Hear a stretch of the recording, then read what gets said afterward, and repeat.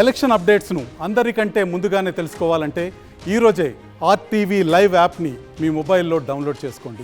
లిరిసిస్ట్కి ఈ ప్రయత్నాలు అంటే సాంగ్ ఇంకొంచెం బాగా రావాలి, ఇంకా బాగా రావాలి అనే ఆలోచన విధానం ఇంకా ఆలోచించి రాయడం అనేది ఆస్కార్ తర్వాత ఏమైనా ఇంకా కాన్సన్ట్రేట్ చేసి ఇంకొంచెం శ్రద్ధ తీసుకునే చేంజెస్ ఏమైనా వచ్చినాయి అంటారా? అంటే అది మైండ్లో ఉంటుంది అంటారు ఆస్కార్ అనేది. నేనేమనుకుంటానంటే ఇప్పుడు మన మనసులోనే ఒక గొప్ప విమర్శకుడు ఉంటాడు. వాడిని ఒప్పిస్తే చాలనుకుంటాను నేను. నాలో ఉన్న క్రిటిక్ని నేను ఓకే పొరా బ్రహ్మాండంగా రాసిన పో అని వాడు నన్ను అనాలి. వాడు వంక పెట్టొద్దు ఫస్ట్. నువ్వు బాగానే రాసినావు కానీ ఇక్కడ ఇక్కడ ఇంత తేలిక అవసరమా, అంత బాగా రాసి ఇక్కడ ఎందుకు ఇట్లా చేస్తున్నావు అని.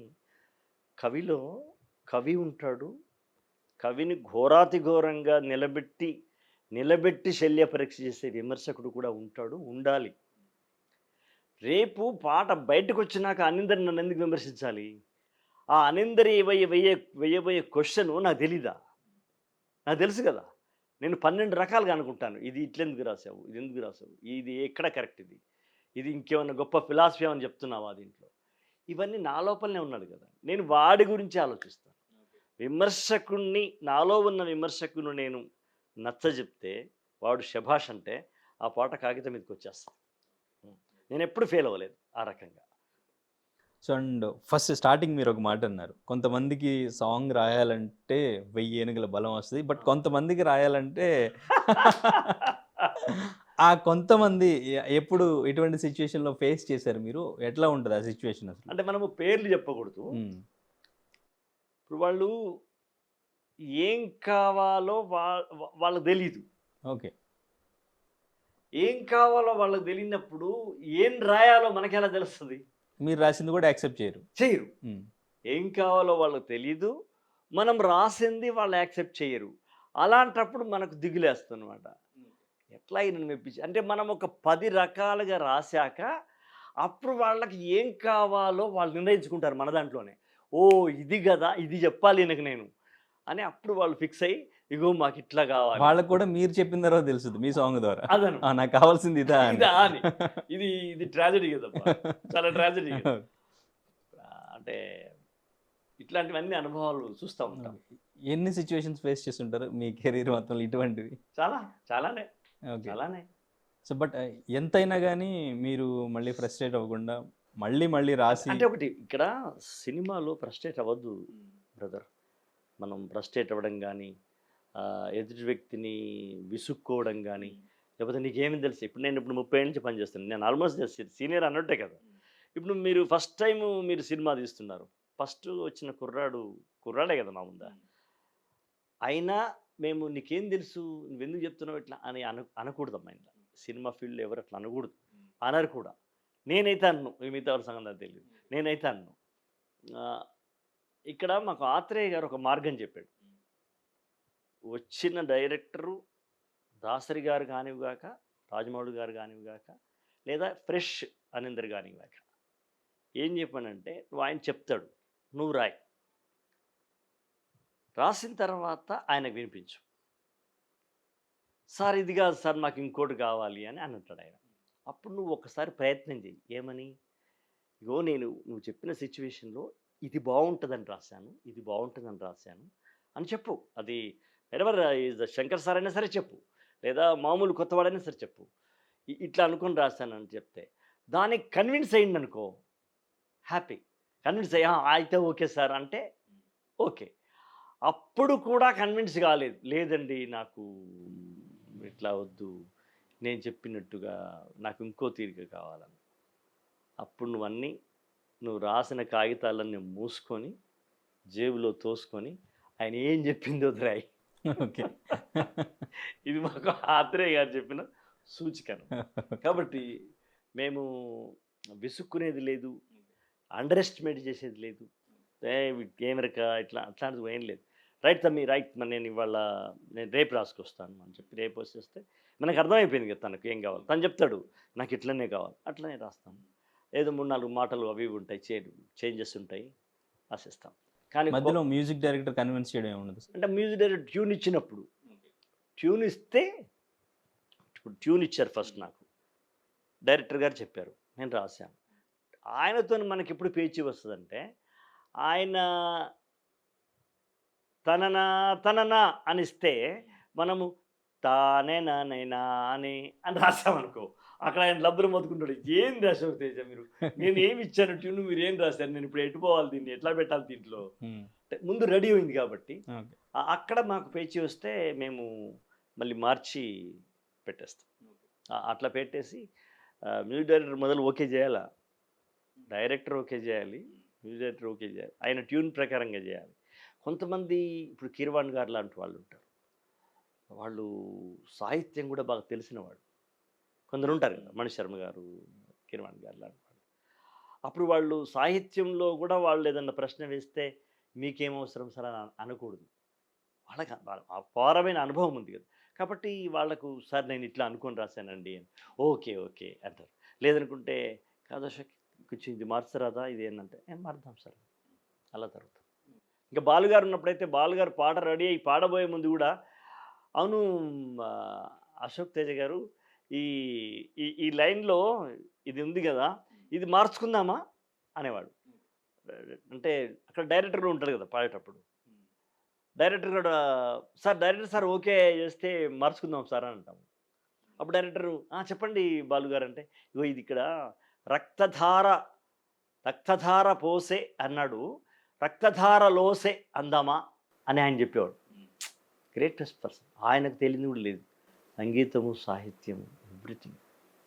కానీ అడగడంలో ఎక్కడ వెటకారం ఉండదు.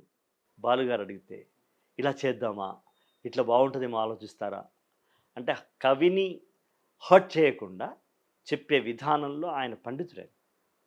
అలా చెప్పినప్పుడు మేము డైరెక్టర్ గారు మేము అనుకొని ఓకే రక్తధార పోసిన ఓకే పోసిన అర్థం ఉండనివ్వండి సార్ అంటాం. ఇట్లా జరుగుతూ ఉంటాయి. ముందు ట్యూన్ ఇస్తే మీకు ఈజీనా సార్, లేదంటే ముందు సాంగ్ రాయమండి, ఏది అంటే కష్టం? రెండు నాకు ఈజీగానే ఉంటుంది. కొమరం భీముడు ట్యూన్ లేకుండా రాశాను, షౌరా ట్యూన్కి రాశాను. నాకేమీ తేడా ఏమొచ్చింది చెప్పండి? రెండు మీకు బాగున్నాయి అన్నారు కదా ఇప్పుడు, నాకు అంతే, నాకు పెద్ద తేడా ఏమి ఉండదు. అంటే బాగా చదువుకొని వచ్చాం కాబట్టి ఆ విషయంలో దాన్ని ఏమంటారు, భావదారిద్ర్యం ఏమి ఉండదు.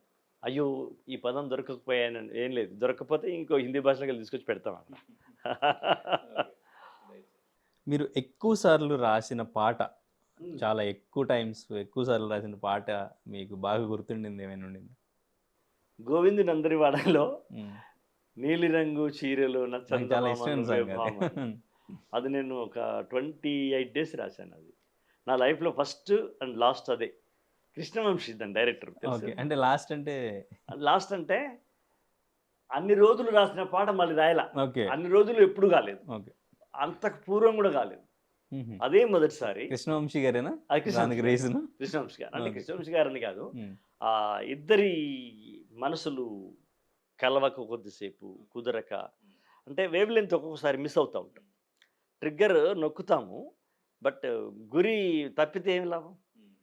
ఆయన చెప్పింది కూడా కరెక్టే కదా. ఆయన ఒక పద్ధతి నిర్ణయించుకున్నాడు ఆయన. నాకు ఇందులో పండగలు రావాలి, ఇందులో పర్సనాలిటీ డెవలప్మెంట్ రావాలి, ఇందులో ఒక ముసలాయనతో ఒక ముసలమ్మతో ముసలాయన పాడినట్టుగా మొదలెట్టాలి. కానీ అది విన్నప్పుడు ఎవ్వరూ ఇదేదో ముసలోళ్ళ పాట అనుకోకూడదు, యంగ్ పాటే అనుకోవాలి. ఇగో ఇన్ని లేయర్స్ ఉన్నాయి ఆయన చెప్పిన దాంట్లో. ఇవన్నిటిని మనము ఫుల్ఫిల్ చేయడం మన ధర్మం కదా రైటర్గా.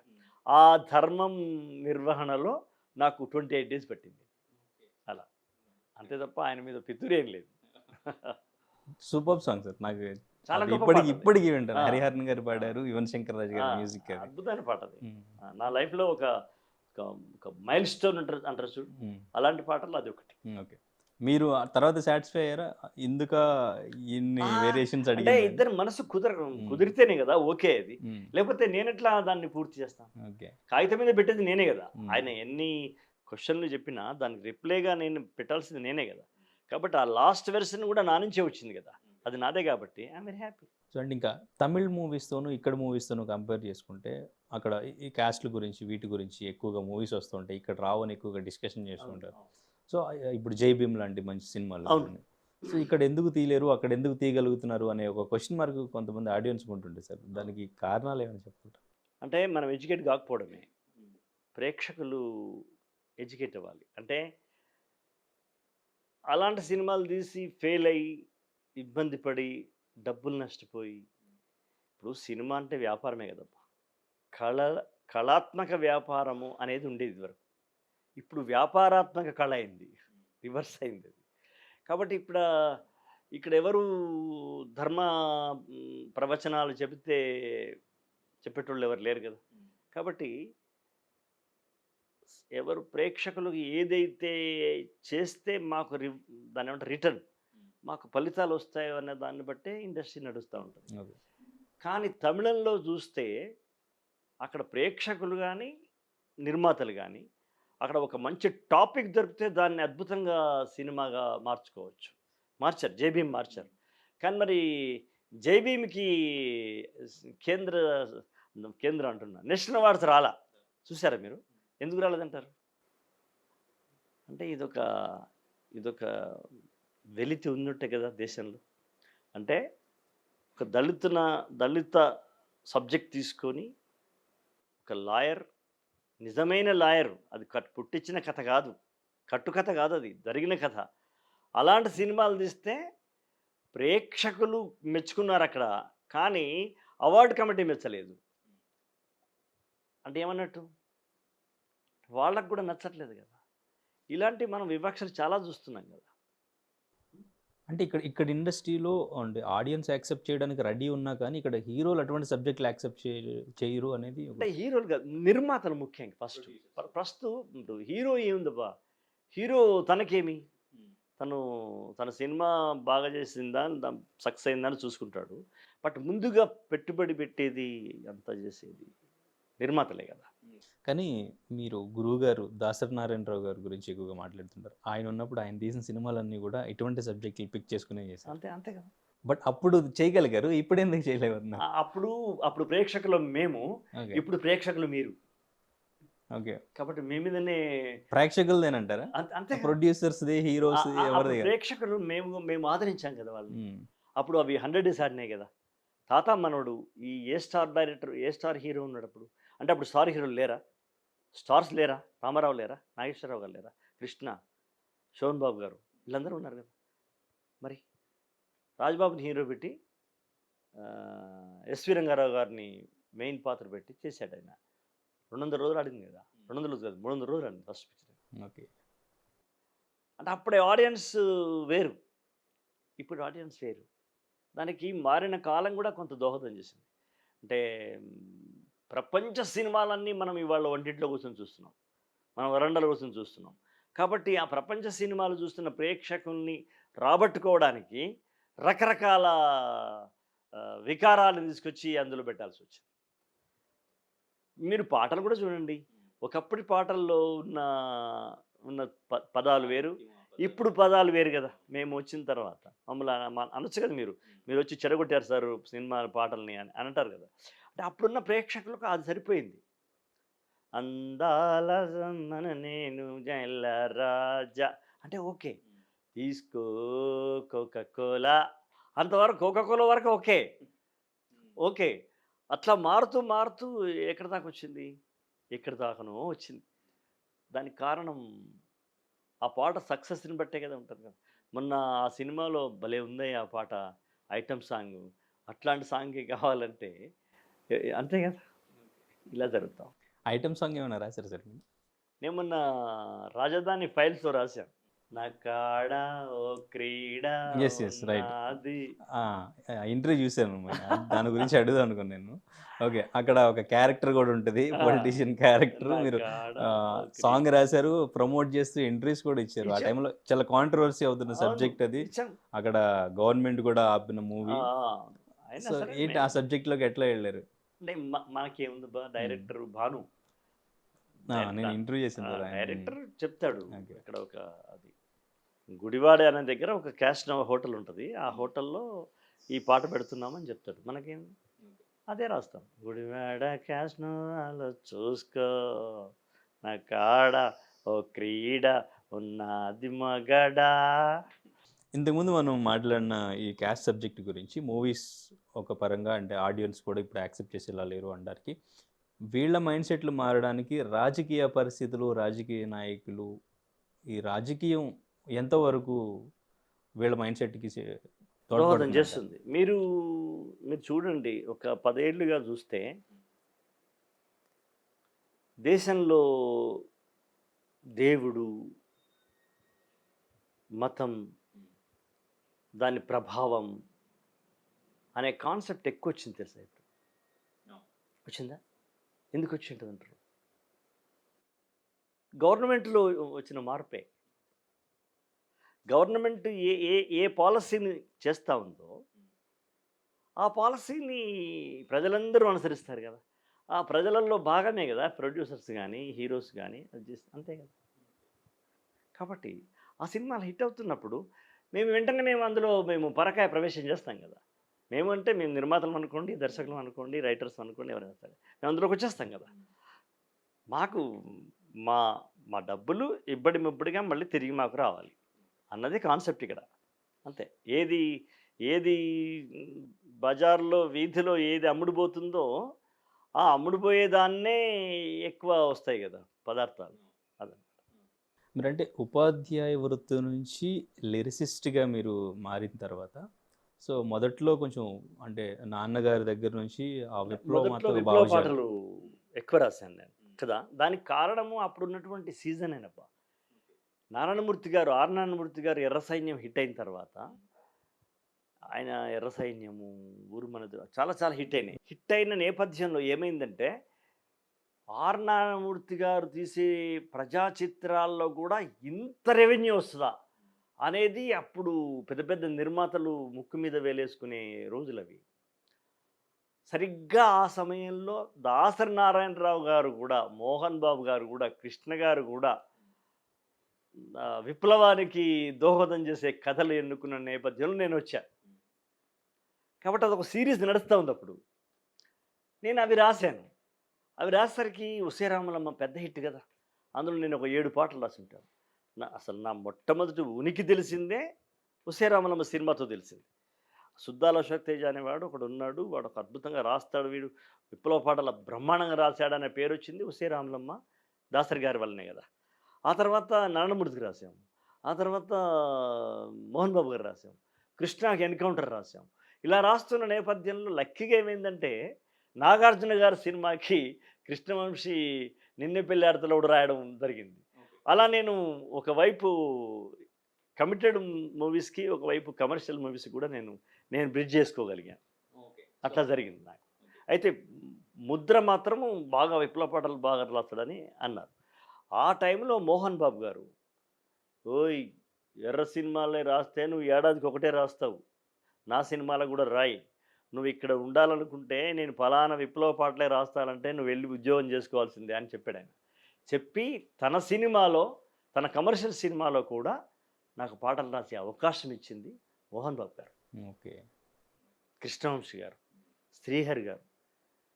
ఈ ఈ ఈ ధోరణితోటి నేను ఇవి కూడా రాయగలను అనే పేరు తెచ్చుకోవడానికి ఉపయోగమైంది. ఆ తర్వాత రకరకాల పాటలు రాశాను కదా. ఇప్పుడు నన్నెవరు ఓన్లీ 2 పాటలే రాస్తాడని ఎవరు అనరు. బట్ మీరప్పుడు ఆ టర్న్ తీసుకోకపోయుంటే, ఇప్పుడు మీకు లైఫ్ ఉండేదంటారా? ఇప్పుడు మారిన జనరేషన్‌లో? ఉండదు కదా, ఉండదు కదా. అందుకని అంటే ఇప్పుడు మనం ఎప్పుడు సినిమాలో ట్రాన్స్ఫార్మ్ అవుతూ ఉండాలి. నువ్వు సినిమాలే కావచ్చు, జీవితంలో కావచ్చు. నీకు నువ్వుగా అప్డేట్ కాకపోతే, దీన్ని మనం అప్డేట్ అందాం. అప్డేట్ అందాం. మాట బావుంటది. అప్డేట్ కాకపోతే నువ్వు అక్కడే ఉంటావు. ఎప్పుడూ పాతుకుపోయిన స్తంభంలా ఉండొద్దు అనింద్ర. ఎవరు ఏ రంగంలో ఉన్నా సరే. పాతుకుపోయిన స్తంభంలా ఉంటే చిలుం పట్టిపోతాం. తుప్పు పట్టిపోతాం. ప్రవహిస్తున్న ఏరులాగుండు నువ్వు. నువ్వు మైదానంలో ప్రవహించు, లోయల్లో ప్రవహించు, పర్వతాలలో ప్రవహించు, భయంకరమైన అరణ్యంలో ప్రవహించు, ప్రవాహంలా ఉండు. పాతుకుపోయినట్టు అక్కడే ఉంటాను ఒక అంటే అది మడుగు అవుతుంది. మడుగులో ఉన్న నీళ్ళల్లో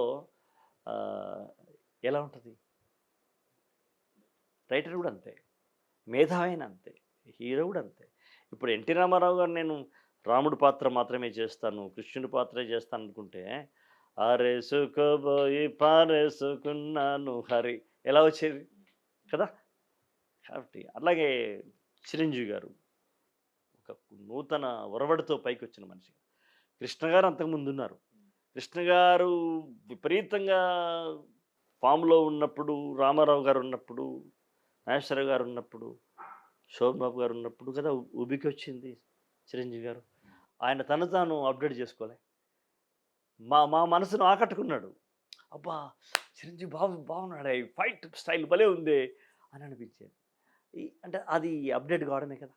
అలా. అంటే మీకు రైటింగ్‌లో ఇన్స్పిరేషన్ ఎవరైనా ఉన్నా సార్ స్టార్టింగ్? ఫస్ట్ మా నాన్ననే. మా నాన్న మంచి రైటర్ అబ్బా! Suddala Hanumanthu. Is famous writer ఆయన. ప్రజాకవి ఆయన. నాన్నగారికి కూడా గుర్రం పోయి సుద్దాల ఊరి అసలు పేరే ఆయనకే వచ్చింది యాడ్ మొదలు. అయిపోయింది. ఓకే. సుద్దాల హనుమంత్ అని అన్నది ఆయననే. తర్వాత నేను కంటిన్యూ చేశాను. గుర్రం హనుమంతుని సుద్దాల హనుమంత్ అన్నది అప్పుడు 1940 సంగతి. మేము పుట్టకపోతే. ఆయన గొప్ప పాటల రచయిత ఆయన. పల్లెటూరి పిల్లగాడ పసలగా సేమనగాడ అనేటువంటి పాటలు, వేయ్ వేయ్ దెబ్బకు దెబ్బ ఇట్లాంటి పాటలు అవన్నీ రాసిందంటే మా నాన్న. కొన్ని వందల పాటలు రాశాడు ఆయన అప్పుడు. కాబట్టి నాకు ఫస్ట్ ఇన్స్పిరేషన్ కానీ,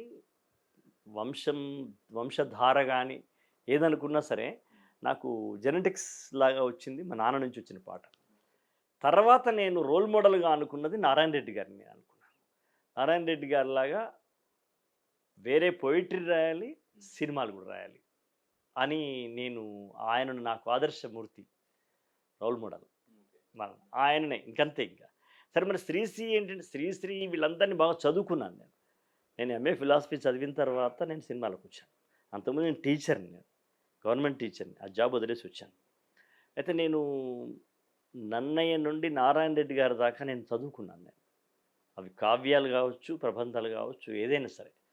శ్రీనాథుని పద్యం ఎలా రాస్తాడు, సినారాయణ రెడ్డి గారు సినిమా పాట ఎలా రాస్తాడు, వీటి మధ్యన ఉన్న వ్యత్యాసం ఏంటి, ఇవన్నీ కూడా నేను మా పండితులైన మిత్రులందరూ చెప్పగా విని నేర్చుకొని, వాళ్ళ ద్వారా నేర్చుకొని, చదివి నేర్చుకొని, ఇలా నన్ను నేను వచ్చాను. ఇప్పుడు నేను భక్త కన్నప్ప సినిమా వస్తుంది, మీకు తెలుసు కదా. కన్నప్ప సినిమా కన్నప్ప సినిమాలో 8 పాటలు రాశాను ఇప్పటికి. ఇంక 2 పాటలు వేరే వాళ్ళు కూడా రాశారు. మొత్తం 10 పాటలు. మొత్తం మీరేనా సార్? అంటే 8 నేను రాశాను. మొత్తం అనడానికి లేదు కదా, ఓ 2 వేరే రైటర్స్ రాశారు. అయితే 8 పాటలు రాసామంటే ఇప్పుడు కన్నప్ప అనేది పూర్తిగా అది కొత్త సబ్జెక్ట్ కదా. అది విప్లవము, కమర్షియల్, వ్యాపారత్వం కాదు కదా. అదొక దేవుడి సంబంధించిన ఆధ్యాత్మికమైనటువంటి సినిమా. అందులో నేను రాశాను. ఇవన్నీ రాయడానికి కారణం ఏంటంటే మనం చదువుకున్న అదే కదా. ఎలా ఒక నక్సలైట్కి ఎలా రాయాలి, ఒక ట్యాగూర్కి ఎలా రాయాలి, కమల్ హాసన్కి ఎలా రాయాలనే తేడా తెలియకపోతే ఎట్లా. కాబట్టి అవన్నీ తెలుసుకొని వచ్చినాం, బాగా చదువుకొని. భక్తి కన్నప్పకు సంబంధించి అంటే మనం భక్త కన్నప్పతో కంపేర్ చేయొచ్చా? పెడతలేరు కన్నప్పని భక్త కన్నప్పతో కంపేర్ చేయొచ్చా కృష్ణరాజు గారు? అంటే ఇప్పుడు ఇది వస్తే కానీ తెలియదు కదా మిత్రమా. అది మనకు అలా మనసులో నిలిచిపోయింది. మీరు ఆ పాటలు అక్కడ నుంచి ఏమైనా తీసుకున్న పాటలు? లేదు. అందులోంచి ఏ ఒక్క పాట తీసుకోలేదు. అన్నీ కొత్తగానే వీళ్ళు కథ అదే, ప్రజెంటేషన్ వేరే ఉంటుందిగా. అట్లా ఆ ప్రజెంటేషన్ లోపల మాకు చెప్పిన సన్నివేశాలన్నిటికీ మేము ఇప్పుడు ప్రభాస్ ఉన్నారు అందులో. ఆయనకి ఏమైనా పాట రాశారా? మోహన్ లాల్ గారు ఉన్నారు. తర్వాత ఇంకెవరు ఉన్నారు? మోహన్ లాల్ గారు ఉన్నారు, ప్రభాస్ గారు ఉన్నారు, ఇంకెవరు, అక్షయ్ కుమార్ శంకరుడు ఆయన ఉన్నారు, శివరాజ్ కుమార్ ఉన్నారు, శరత్ కుమార్ ఉన్నారు. ఇవన్నీ ఉన్నాయి కదా, చాలా పెద్ద దాని ఏమంటారు కదా, మల్టీ స్టారర్ అని అంతే కదా, మల్టీ స్టారర్ మూవీ కదా. తర్వాత కొంచెం బడ్జెట్ కూడా పెద్దదే కదా, 200 కోట్లు బడ్జెట్తో తీస్తున్నారు అది. కాబట్టి ప్రభాస్ గారి సాంగ్ ఎలా ఉండబోతుంది అనేది మాకు ఇప్పుడు కొంచెం ఎక్సైట్ క్రియేట్ అయింది మీరు చెప్పిన తర్వాత. అంటే ఏదైనా రివీల్ చేయకూడదు కదా. ఇప్పుడు మేము అది ఆయన శివుడి క్యారెక్టర్ అనేది అవునా కాదా అన్నది కూడా మీకు తర్వాత తెలుసు. అంతా ఫిక్స్ అయిపోయారు ఆయన శివుడి క్యారెక్టర్ అని అనుకుంటున్నారు. కాబట్టి నేను కూడా అట్లే అనుకుంటున్నాను. అయితే మేము ప్రభాస్కు రాయడము, మోహన్ బాబుకు రాయడం కాదు కదా, ఆ పాత్రలకు రాస్తాము. పాత్రధారులు ఎవరన్న సంగతి మీతో పాటు మేము కూడా తెలుసుకుంటాం. ఓకే. సో ఇంకా అప్కమింగ్ మూవీస్ ఏమున్నాయి సార్ మీవి? ఇంకా దేవరా కానీ, హరిహర వీరమల్లి అంటే మనకి వస్తున్నాయి. వాళ్ళేం నేను ఎట్లా అనుకుంటాను, నేను ఇంత దూరం ఉన్నాను, మీరు చూస్తున్నారు కదా, వాళ్ళు ఫోన్ చేసి ఈ సినిమాకి మీరు రాయేస్తున్నారు, మీరు రాయాల్సిన పాట ఉందంటే వెళ్ళడం. లేకపోతే కామ్గా నా పాటలు, నా పుస్తకాలు నేను వేరే రాసుకుంటాను. నేను అనేక పుస్తకాలు రాశాను. శ్రమకావ్యం రాశాను, నేను అడవిని మాట్లాడుతున్నాను రాశాను. ఇలా చాలా రాయడం జరిగింది. ఓకే, మీ వర్క్లో మీరు ఉంటారు. ఉంటాం. నారాయణ రెడ్డి గారు వాళ్ళు style. కాల్ చేసి అడిగితే నారాయణ రెడ్డి గారి పద్ధతి నాది. Okay. నా కవిత్వం నేను రాసుకుంటాను. ఇప్పుడు శూద్ర గంగావతరణం అనే ఒక పుస్తకం రాస్తున్నాను. అదొక పుస్తకం రేపు వస్తుంది, ఇంకొక నెల రోజుల్లో వస్తుంది. అశోక వనం అనే ఒక పుస్తకం రాశాను, అది కూడా వస్తుంది, ఈ సంవత్సరమే వస్తుంది. ఇలా నాకు పని లేకుంటే ఇది చేస్తాను, లేకపోతే ఇన్ని పుస్తకాలు ఉన్నాయి, నేను చదువుకుంటా ఉంటాను. ఎక్కువ చదువుకోవడమే నాకు ఇష్టం అనేది. నేను నిజంగా చెప్పాలంటే ఎక్కువ చదువుకుంటాను, బహుశా చదువుకున్నంత రాయలేదు. మరిన్ని వీడియోస్ కోసం ఛానల్ ని సబ్స్క్రైబ్ చేయండి, లేటెస్ట్ అప్డేట్స్ కోసం వాట్సాప్ ఛానల్ ని ఫాలో చేయండి అండ్ లింక్ డిస్క్రిప్షన్ లో ఉంది.